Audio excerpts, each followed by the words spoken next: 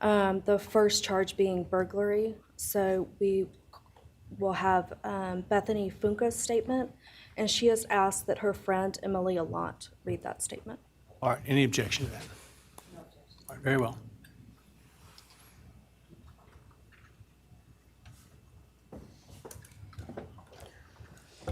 Thank you, Your Honor. I'll be speaking on behalf of Bethany, and so, yeah, here it reads. My name is Bethany Funke, and I was roommates with Maddie, Kaylee, Xana, and Ethan. I not only lost some of my best friends, but I also lost a sister. Never in a million years would I have thought that something like this would have happened to my closest friends. I thought that we were going to wake up and go upstairs, see them and tell them how they had scared us and that they were going to tease us about how we are constantly scaredy cats. I make jokes about it as we would go to Taco Bell like always. But sadly, that is not what happened and what turned out to be my worst nightmare. When I first woke up that morning, I had no idea what happened. I woke up around 7 with a terrible toothache, so I called my dad, who is a dentist, and he asked what I should do. He told me to take Advil, so I did, and I went back to sleep. I was still out of it and still didn't know what happened. If I had known, I of course would have called 911 right away. I still carry so much regret and guilt for not knowing what had happened and not calling right away, even though I understand it wouldn't have changed anything, not even if the paramedics had been right outside the door.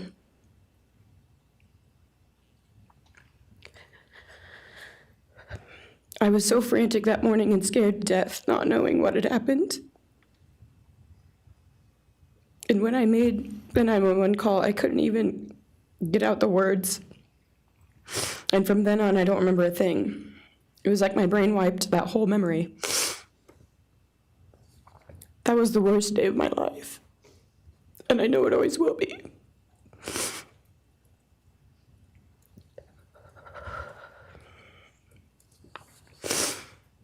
While I was still in shock, trying to process the fact that my friends were truly gone, I had been attacked by the public. I was grieving, numb, and unsure of what had happened was even real. And at the same time, I was getting flooded with death threats and hateful messages from people who did not know me at all or know the dynamic of our friendship. Social media made it so much worse, and strangers made up stories to entertain themselves. The media harassed not just me, but also my family. People showed up at our house. They called my phone, my parents' phones, other family members' phones, and we were chased while I was still trying to survive emotionally and grieve the loss of my friends. I hated and still hate that they are gone, but for some reason, I am still here and I got to live. I still think about this every day. Why me? Why did I get to live and not them? For the longest time, I could not even look at their families without feeling sick with guilt. I did not know what to say or what to do. I was terrified that my presence just made their pain worse, and I was still here when their kid, their siblings and their friends, their loved ones should have been here instead. After everything happened, I was afraid to go into my own backyard or alone in my house. I was scared that the person who did this would come for me next. I was always scared that the media would try to catch me at any moment of any day, even when I was just walking around my house. I made my parents close all the blinds during the day so no one could see me even in the slightest chance. I barely left the house, and when I did, I made sure I was never alone. I slept in my parents' room for almost a year. I made them double lock every door, set an alarm, and still check everywhere in the room just in case someone was hiding. And I still check my room every night before, and I double lock it. I have not slept through a single night since this happened. I constantly wake up in panics, terrified. Someone is breaking in, or someone is here to hurt me, or I'm about to lose someone else that I love. The fear never really leaves.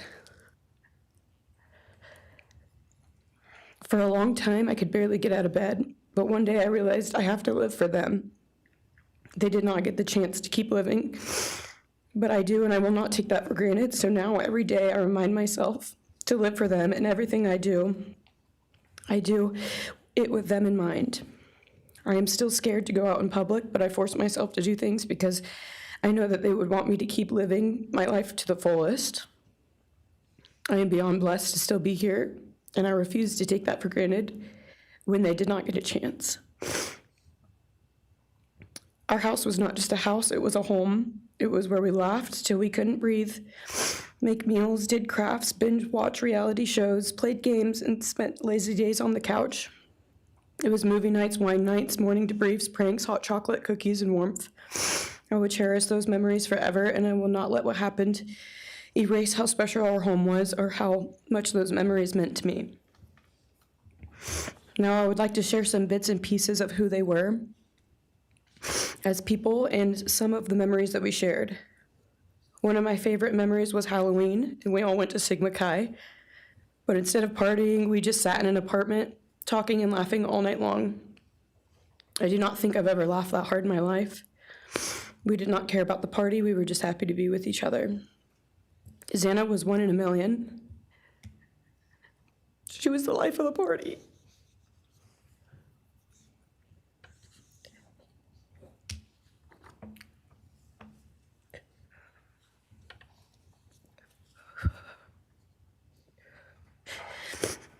But she was also the kindest and funniest person I knew. Everyone loved her because she made everyone feel so loved. She was just someone you always wanted to be around, no matter the circumstance. One of my favorite days with Xana was when she laid on the couch, when we laid on the couch together all day, watching movies and snacking. Or when she, Maddie, and I would go and get margaritas, chips, and salsa.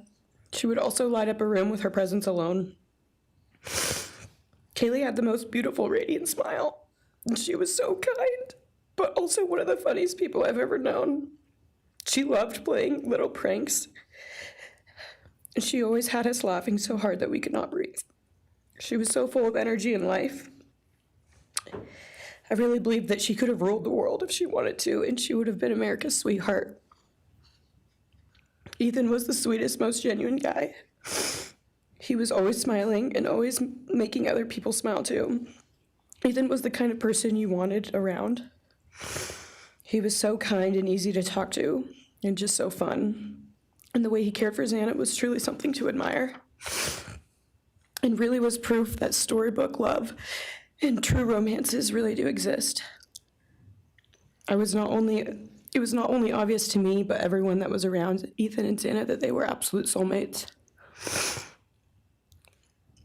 Maddie was not only one of my best friends, but she was the older sister I would have always wanted. There was no one I looked up to or admired more than Maddie. She was truly a ray of sunshine, and everyone was drawn to her. She was so kind, loving, funny, fun, and passionate. She had the sweetest soul and wanted nothing but the best for everyone, and to love and show love to everyone. She took me under her wing and always made me feel so safe and included, and above all, loved and valued. She never failed to make me laugh or put a smile on my face. Still to this day, I am beyond grateful that she chose me to be her sorority little, and I thank God every day that I not only got to know her, but had her as one of my best friends. Honestly, I cannot pinpoint one favorite memory with Maddie because I have so many, and this would be a very long read if I did. But if some little memories with her that I cherish is when the two of us made a nice dinner and split some wine, or when we would binge watch Jersey Shore or Summer House. When we came up with a whole dance routine on Halloween and danced and sang all night, like no one was watching. All the late night walks home from going out, and just little shopping trips and so much more. I am beyond blessed that I had the chance to know each and every one of them. They changed my life in ways I would have never put into words. I hope that they are remembered for who they are, not what happened to them, because who they are were so beautiful, and they deserve to be remembered in the highest way. My heart breaks every time I go to text one of them or how badly I wish I could see and hang out with them. And then I remember I cannot. I will never be able to again. But I still talk to them in my prayers every single night, and I always will. I wish more than anything I could hug them one last time. And I wish I could tell them how much I love them. And even though I cannot, I still tell them every night. I will keep living for them as long as I am lucky enough to still be here. And they were all truly one of a kind. And they will be in our hearts forever and always. Thank you. And please convey to Bethany my appreciation for her courage, and I hope that she heals.